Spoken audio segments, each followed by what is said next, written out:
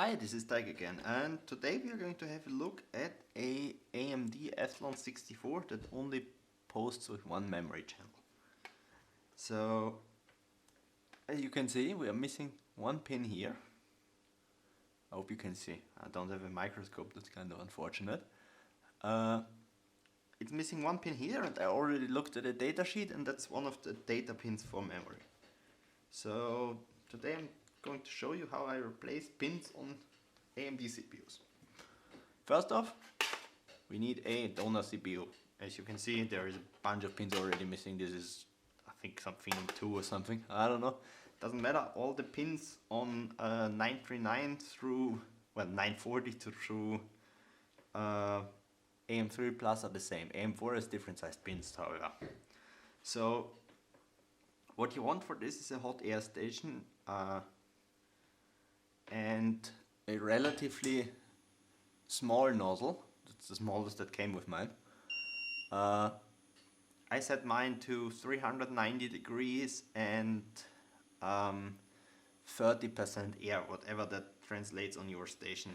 I can't really give you any more precise measurements there. So let's start removing one of them. Ideally one that's somewhat straight. Just gotta wait a while. There's quite a lot of thermal mass on these CPUs. Maybe I should delete them, the donors. That would be a good idea. Still nothing moving.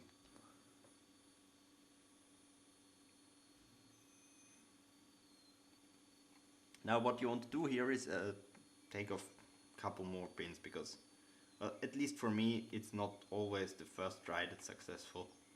So we're just going to rake off a couple pins, and well, once this thing does anything, I should have preheated the CPU. Come on. That was where I already loose from last time, I think.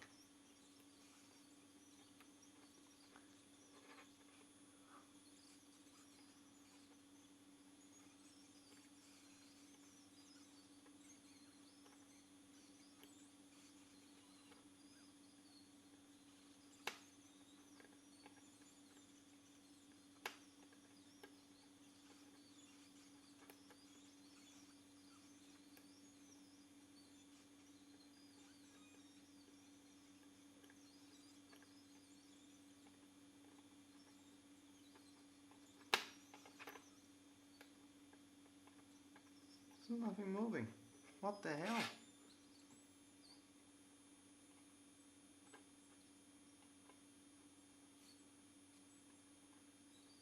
Usually this shouldn't take this long.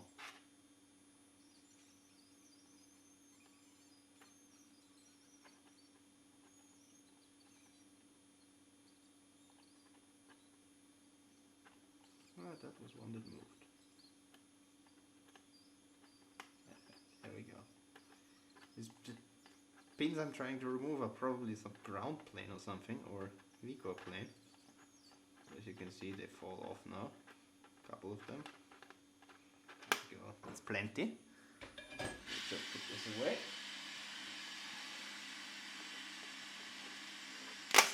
Flip over the CPU. Now we got pins everywhere. Perfect.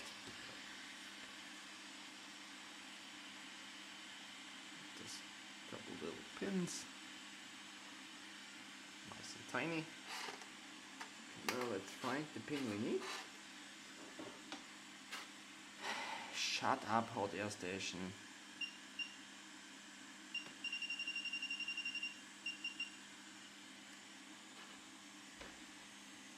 And once this thing shuts up, I can continue.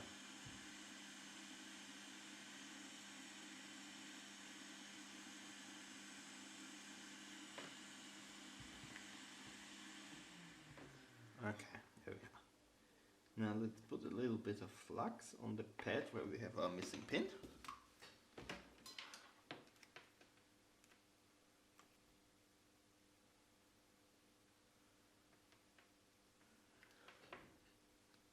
And really important, put leaded solder on that pad, otherwise it takes unnecessarily long.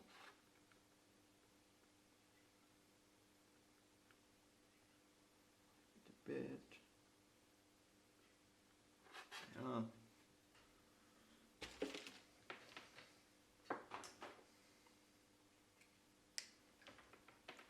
Then wick it once to remove the last bit of lead-free solder. Put back a tiny bit of leaded solder, like not to make it bump that's too big, that should be good. And now we are going to grab our pin.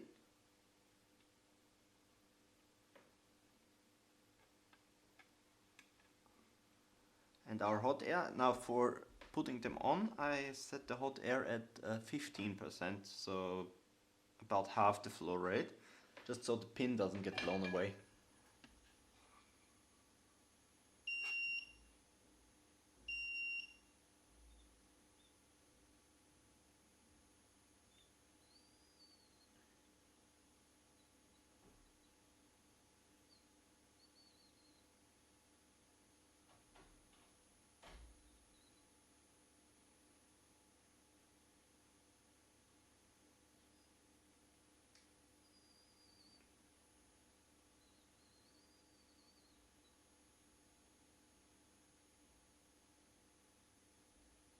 Now you want to heat this up until you see the solder melt. Just hold your pin on there. Hope it sticks. Looks like it's stuck.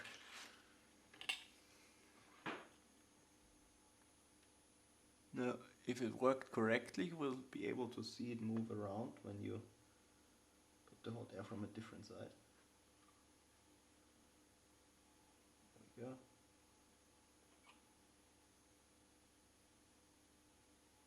go. Now, what you want is to make it as straight as you can get it. Otherwise it might shear off once you put the CPU in the socket. I think that's good. Let it cool down. Now the question is it on there or is it just pretending? Looks pretty good. You can test if it's... Shut up! Let's just turn this off. You can test if it's on there by just like bending the last bit of it back to the position where it should be. If it doesn't snap off, it's definitely on there. And this looks good.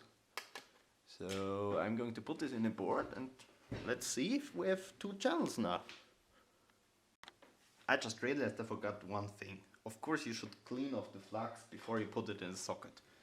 And I should tell you that, because otherwise you might have gunk in your socket and stuff not posting anymore. So just put a bit of contact cleaner on here and gently rub it with a toothbrush and it should be fine. Spray it down a bit more. The contact cleaner I'm using, by the way, is this WD-40 brand. Great. Not a single one of those labels is in English, right? No.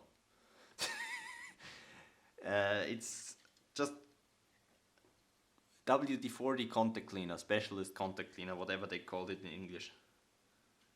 This one is in German and whatever else. French and... nah, no good. Okay, so now this time it's for real. We're going to go over to the board and see if this thing posts. Okay, here we are back at the board. Let's turn it on. Yeah, that's DFI behavior, great. Turn on. Third time's a charm, nope. There we go. I don't know why that board does that. It seems to post. Let's go into BIOS and see if we have 2 GB of memory. There we are. 2 GB of memory. Everything seems to work fine. Let's do Corsair sticks. Looking good. we just fixed a Epsilon 64. I think it's an X2 4400 plus or something like that. Not a good one, but I wanted to sell the CPU, so I can't sell it with a broken memory channel now, can I? I hope this helped some of you. I know the equipment you need is kind of specialized, so unfortunately I can't make a tutorial like doing it with a heat gun or something like you can do with removing Fujitsus on Rampage Extremes, because that's not gonna work on Fujitsu, on pins. You need something really concentrated, and well, you need the right equipment for the job, unfortunately.